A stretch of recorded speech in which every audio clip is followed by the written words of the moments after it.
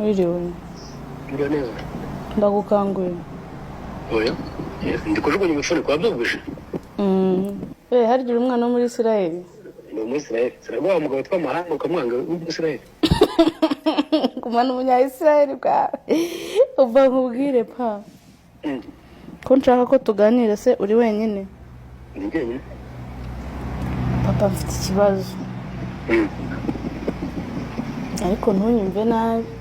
Oya nta kibazo. Papa ndatwite.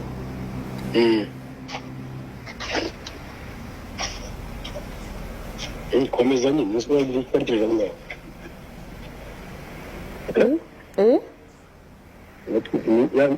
Meza ngari. Mu kwezi kumwe. Niyo soye guteye nta gahunda mufitanye ntakiri mu bwana bw'imbe. Turavugana. Ariko yambwiye ko nta gahunda afite rwose yampakaniye. Ni umuntu wari udafatika utagira gute? Naje gusanga adafatika ibintu byose yambwiraga yarabimbeshyaga. Waretse ejo ni kwa kane. Ejo kwa kane. Ejo ni kwa gatanu. Kwa gatanu? Kwa tatu ndi Kigali mu gitondo. Ejo mfite akazi iriya ngo utazakabanga. Kwa tatu mu gitondo ndi Kigali tukabona na tukaganiraho. Nta kibazo papa.